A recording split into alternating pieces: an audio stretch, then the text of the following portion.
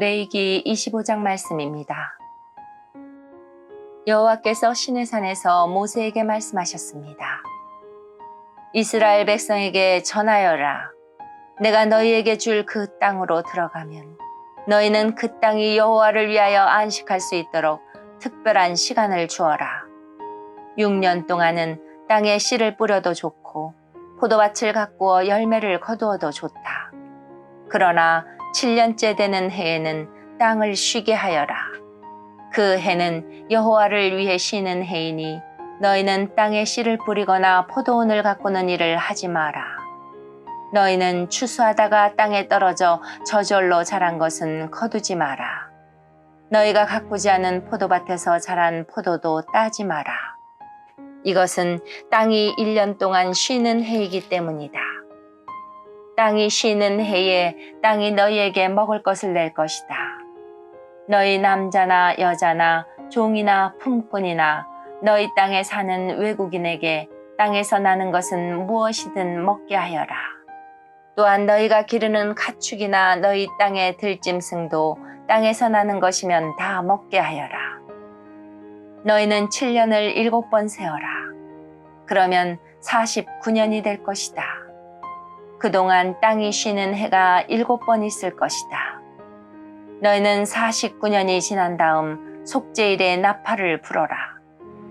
너희가 나팔을 불어야 할 날은 7째 달 10일이다. 너희는 온 땅에서 나팔을 불어라. 50년째 되는 해를 특별한 해로 정하여 너희 땅에 사는 모든 백성에게 자유를 선포하여라. 그 해는 기쁨의 해인 희년이니 너희 모두는 각자 자기 땅으로 돌아가거라. 모두 자기 집, 자기 가족에게로 돌아가거라. 50년째 되는 해는 너희에게 기쁨의 해니 땅에 씨를 심지 말고 저절로 자란 것을 거두지 말며 가꾸지 않은 포도밭의 포도를 따지 마라. 그 해는 희년이니 너희에게 거룩한 해이다. 너희는 밭에서 나는 것을 먹어라. 희년에는 모든 사람이 자기 땅으로 돌아가거라. 이웃에게 땅을 팔거나 이웃에게서 땅을 살 때 이웃을 속이지 마라. 이웃에게서 땅을 살 때는 바로 전에 희년에서부터 몇 년이 지났는가를 헤아려 보아라. 그래서 땅값을 알맞게 계산하여라. 땅을 파는 사람도 앞으로 추수할 수 있는 해가 몇 년인가를 헤아려서 땅값을 알맞게 계산하여라. 여러 해가 남았으면 값을 더 치러야 하고 몇 해 안 남았으면 값을 덜 치러도 될 것이다. 이웃은 희년까지 추수할 횟수에 따라 내게 팔 것이다. 너희는 서로 속이지 마라. 너희는 하나님을 두려워하여라. 나는 너희 하나님 여호와이다. 나의 모든 가르침과 규례를 기억하고 잘 지켜라. 그러면 너희가 그 땅에서 안전하게 살 수 있을 것이다. 그 땅이 너희에게 좋은 열매를 주며 너희는 먹고 싶은 만큼 먹을 수 있을 것이다. 너희는 그 땅에서 안전하게 살 수 있을 것이다. 하지만 너희는 씨를 뿌리지도 않고 심은 것을 거두어들이지도 않는다면 7째 해에는 무엇을 먹고 삽니까? 하고 물을 것이다. 내가 6째 해에는 너희에게 큰 복을 주리니 그 해에 땅에서는 3년 동안 먹을 작물이 나올 것이다. 8째 되는 해에 땅에 씨를 뿌릴 때는 전에 거두어 놓은 곡식을 먹을 수 있을 것이다.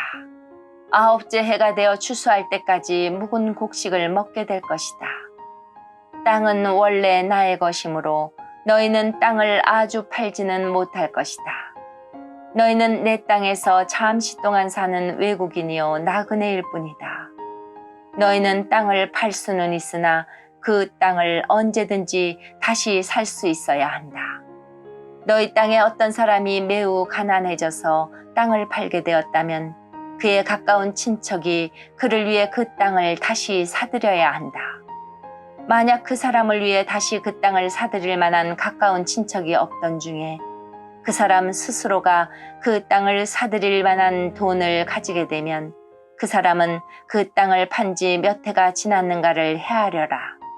그래서 그 땅을 얼마에 사들여야 할지를 결정하여라. 그렇게 해서 그 땅을 사들이면 그 땅은 다시 그 사람의 것이 된다. 그러나 만약 땅을 다시 사들일 만큼 돈이 충분하지 않으면 그 땅은 기쁨의 해인 희년까지 땅을 산 사람의 것이다. 그러나 기쁨의 해가 돌아오면 땅을 산 사람은 땅을 원래 임자에게 돌려주어라.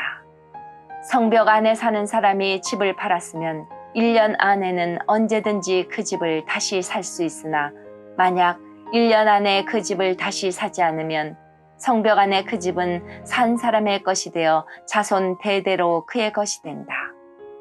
또한 희년이 돌아와도 원래의 임자에게 돌아가지 않을 것이다. 그러나 성벽이 없는 마을의 집은 토지와 같이 여겨라. 그런 집은 다시 사들일 수 있으니 희년이 돌아오면 그런 집은 원래 임자에게 돌려주어라. 레위 사람은 성벽 안에 있는 집이라도 언제든지 자기 집을 다시 살 수 있다. 레위 사람에게서 집을 샀다 하더라도 레위 사람들의 성 안에 있는 그 집은 희년이 돌아오면 다시 레위 사람들의 것이 될 것이다. 레위 사람들의 성 안에 있는 집은 레위 사람들의 것이기 때문이다. 그런 성은 이스라엘 백성이 레위 사람들에게 준 성이다. 레위 사람들의 성 둘레에 있는 밭과 들판도 팔 수 없으니 그 들판은 영원히 레위 사람의 것이다. 내 동족 가운데 너무 가난해서 혼자 힘으로는 살아가기 어려운 사람이 있거든. 너희는 나그네나 외국인을 돕듯이 그를 도와 너와 함께 살 수 있도록 하여라. 그에게 돈을 빌려줄 때는 이자를 받거나 이익을 얻으려 하지 마라. 내 하나님을 두려워하여라. 그 가난한 사람이 너와 함께 살 수 있도록 하여라. 그에게 이자를 받을 생각을 하고 돈을 빌려주지 마라. 그에게 이익을 바라고 먹을 것을 줘서도 안 된다. 나는 너희를 이집트 땅에서 인도해낸 너희 하나님 여호와이다. 내가 너희를 인도해낸 것은 너희에게 가나안 땅을 주고 너희 하나님이 되기 위함이다. 내 동족 가운데 너무 가난해서 자기 몸을 종으로 팔려고 하는 사람이 있더라도 너는 그를 종 부리듯 하지 마라. 너는 그들을 품꾼이나 나그네처럼 여겨서 기쁨의 해인 희년이 돌아올 때까지 너와 함께 살 수 있도록 하여라. 기쁨의 해가 돌아오면 그를 돌려보내라. 그가 자기 자녀를 데리고 자기 가족이 있는 조상의 땅으로 돌아가게 하여라. 내가 이스라엘 백성을 이집트에서 인도해냈으니 그들은 나의 종이다. 그러므로 그들을 종으로 여겨 팔아서는 안 된다. 너는 그 사람을 고되게 부리지 마라. 너는 내 하나님을 두려워하여라. 남종이나 여종을 두고 싶으면 내 둘레에 있는 다른 나라 중에서 사오너라. 또 너와 함께 사는 외국인 자녀 가운데서 종을 얻을 수도 있고 너와 함께 태어난 그들의 가족 가운데서도 얻을 수 있다. 너는 그들을 너의 것으로 삼을 수 있다. 너는 그런 외국인 종을 네 자손에게 물려줄 수도 있고 너는 그들을 영원히 종으로 삼을 수도 있다. 그러나 너의 형제인 이스라엘 백성들끼리 서로 고되게 부리지 마라. 너와 함께 사는 외국인이나 나그네가 부자가 되었다고 하자. 그리고 너의 동족 가운데 한 사람이 가난하게 되었다고 하자. 그 가난하게 된 사람이 너와 함께 사는 외국인에게 종으로 팔렸거나 아니면 그 외국인의 가족 가운데 다른 사람에게 팔렸다고 하자. 이때 그 가난한 사람은 팔린 후에도 그 몸값만 지불하면 자유의 몸이 될 권리가 있다. 그의 가까운 친척 중 한 사람이 그를 다시 살 수도 있고 삼촌이나 사촌이 다시 살 수도 있다. 누구든지 그의 가까운 친척 가운데 한 사람이 그를 다시 살 수도 있고 아니면 그가 스스로 돈을 벌어 값을 치르고 자유의 몸이 될 수 있다. 값을 치를 때는 그 사람이 외국인에게 자기 몸을 판 해로부터 시작해서 돌아올 희년까지 횟수를 헤아려 값을 계산하여라. 이는 그가 그 횟수만큼만 종으로 일할 것이기 때문이다. 기쁨의 해까지 아직 많은 횟수가 남아있다면 그만큼 값도 많이 치러야 하고 횟수가 얼마 남지 않았다면 그만큼 값을 적게 치르게 된다. 그가 자기 몸을 판 동안 외국인 주인은 그를 품꾼처럼 여기고 그를 고되게 부리지 마라. 아무도 그를 다시 사지 않았다 하더라도 기쁨의 해가 돌아오면 그를 풀어주어라.